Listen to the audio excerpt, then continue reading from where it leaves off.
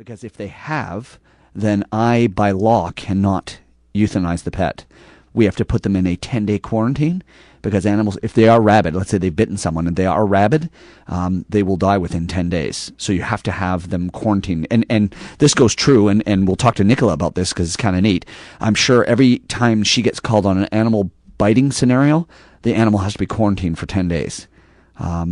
And we're going to have a show in the next coming months strictly about rabies. Because there's a lot of stuff to talk about. It's very interesting in rabies in general, how it was detected and how the cure came out. It's a very interesting story. Yeah, so we'll do that one. It is a neat thing to talk about. But rabies is definitely one of them. And, everybody seems to know about that.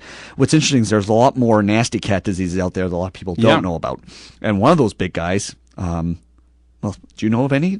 I'll talk about it. You tell me. Well, the ones that I know about, obviously, feline AIDS. Right. Okay. And that's the one that I know, and that's the one that I know a bit about, but it's not something where if my cat gets it, do I have to put my cat down, or is it something I have no idea. All I know is that every time I go into the clinic, I read something about it, because it's something that everybody has to take precaution about. Well, I'll tell you two interesting things about it. Number one, it's the exact same retrovirus that humans' AIDS is. Okay.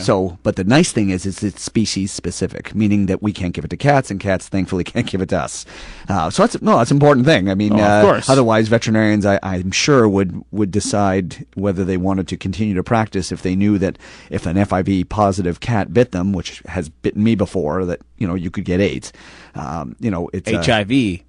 Causing it. So, yeah, exactly. So, and it works very similar to AIDS in people in the sense that there is a latent phase. There's an acute phase where the animal gets it and they'll get swollen lymph nodes just like people. Mm-hmm. And then they go into what's called a latent phase, and that can last literally 8-9 years. So I know FIV positive cats that live a full life. And then they eventually all go through this final phase where the virus takes over and they get AIDS, as they say. How you go from, like you said, HIV to getting AIDS. Just because you have HIV doesn't mean that you have AIDS. Look at Magic Johnson. Well, same thing with FIV. Just because you have FIV doesn't mean you have AIDS. So that's one of those diseases that when I get, and we see a lot of them, I got to be honest with you, I've probably, in my career as a veterinarian, have diagnosed FIV maybe 400 or 500 times. Do you think it's because of the area? Outdoor cats, this is the negative, is outdoor cats, it's transmitted by bite wounds. And what's interesting is 2 times more males than females are diagnosed with AIDS. And it's because the guys are the ones that are territorial. They tend to get into fights more about territory, and therefore they're the ones that tend to pick it up more than the female cats. So what's the process? Start me through this. The cat gets diagnosed. How long is the process to be diagnosed? Well, literally, we take a drop of blood and we can have an answer for them in 7 minutes. Okay, it's amazing. It's a little snap test. It's called IDEX has it. It's a laboratory, and they come up with it, and it does both. It does FIV and feline leukemia, which we'll talk about next. But it does both at the same time. So outdoor cat. Okay, so 7 minutes. So you come back and you tell me, okay, your cat's FIV positive. Okay, so what do I say? Do I at that point you're going to say what options are there? Well, essentially, there's no specific treatment. But what I'd be talking to you about is what to look out for if your cat starts to develop the signs of AIDS, and what we can do. Because there are things that we can do. We can give them all natural drugs to increase their immune system, kind of like cold effects for people. We have stuff for cats that will stimulate their immune system. Because just like people with AIDS, they need to be on immunostimulants so that their white blood cell count doesn't drop too low. So that's one thing that we can do. And the other one is we'll put them on a really good diet to make sure they stay as healthy as possible. Yeah. And if they get anything, if a person with AIDS gets a cold, they go on antibiotics. Because that's a person, when you're immunocompromised, that can get pneumonia, right? Yeah, exactly. So if you find something wrong with your cat, you just get on it ASAP, as opposed to, some people might wait. But what about prevention? Prevention. Do you tell them no, you can't let the cat out anymore because it's a risk to let the cat out? Of course. Anybody who's diagnosed with FIV, unfortunately, 90% of them are outdoor cats, and trying to get an outdoor cat who's been an outdoor cat for so long to come indoors is very difficult, especially if they're a boy. So, yes, I do tell them, listen, if you can keep them indoors, that's the best. If there are other cats, try to prevent too much contact between them. But the nice thing is that unlike feline leukemia, which is transmitted just by contact, long chronic contact with another cat, you can have an FIV positive cat in a household. Let's say you make him an indoor cat, and his sister is living with him, and he doesn't attack her ever, and the female cat can go without AIDS for her entire life. So the good news is it's no different than having an HIV positive person. As long as you're careful, you can live with an HIV positive person in your household and not ever pick it up. So you just got to take precautions. So it's certainly not a death sentence if they get FIV. It's not a great thing because eventually they will probably succumb to the disease, but it's certainly not as bad as feline leukemia. Feline leukemia is a bad disease. That's one of those, outdoor cat diseases. And when they get that, a large percentage of them, they actually, in the literature, they say 80 to 90% of them are dead within 3 years. That's pretty crappy, especially if they're young, and most of them are diagnosed under 5 years of age. So explain to me feline leukemia. Well, I don't like the name because, in humans, you say human leukemia, and the first thing that comes to mind is cancer, which it is in people. There about half the cats that get feline leukemia actually get cancer. So it's really kind of a misnomer. It's a bad name to call it because it's not really leukemia per se. Sure. But they do get a low white blood cell count, and they get all the signs that a person with leukemia would get. They get, they don't eat, they lose weight, they chronically do poorly.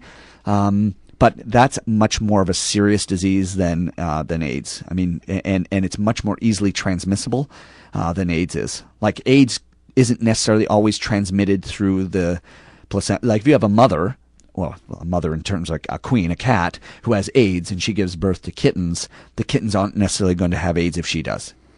If she catches it while she's having them, like while has them in her body, sure. Then she might. But if she had AIDS beforehand, then she won't. Whereas if she had leukemia, she's probably going to pass them on to the rest of her kittens. So how did they get leukemia?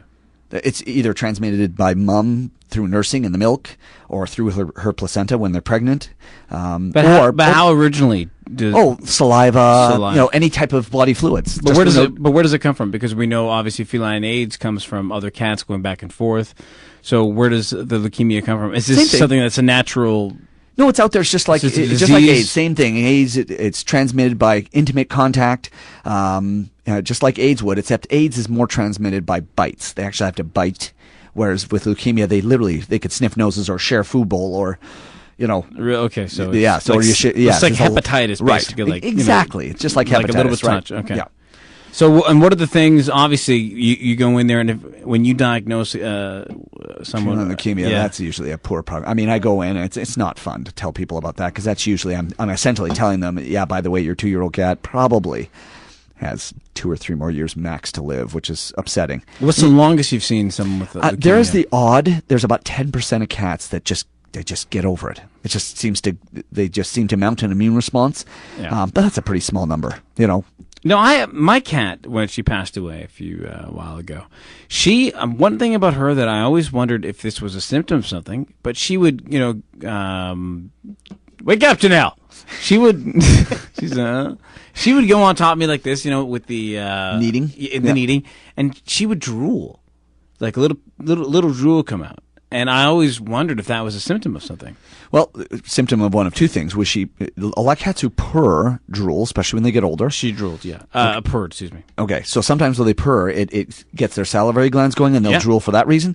But the more common cause for drooling in older cats is that horrible mouth disease. If they've got a poor dental health, and they got bad gingivitis, they'll drool for that.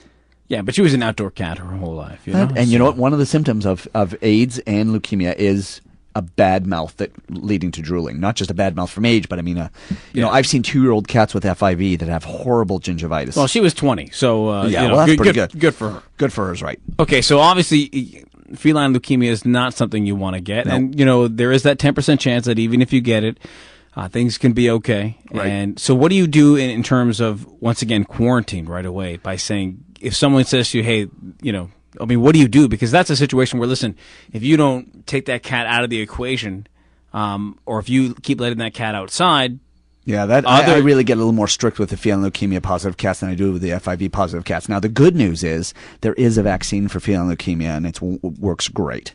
So if you have an outdoor cat, like right now at your home, and you've never been to the veterinarian, you need to go and get your cat vaccinated for rabies and get them vaccinated for feline leukemia. So there is a vaccine, and it works great. So it's preventable, which is really important. That's very important. If not, then I essentially tried everything in my power to keep the cat indoors. Is there any laws? Can the city step in and say, well, okay, you're being an irresponsible pet owner, you're letting your cat out, that's obviously if it touches another cat, they're going to get some sort of unfortunately, no. You know why? Because they can't say, oh, that cat is. I mean, there's no, when you have a feline leukemia positive cat or an FIV positive cat, they don't look any different. They don't